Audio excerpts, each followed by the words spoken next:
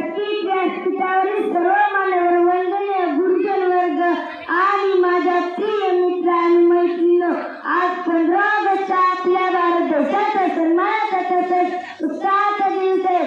या मंगल दिनाच्या सर्वप्रथम सर्वांना स्वातंत्र्य दिनाच्या हार्दिक शुभेच्छा। किरंगी त्यांना फरक पे जय जयकार बोला, किरंगी त्यांना फरक पे जय जयकार बोला।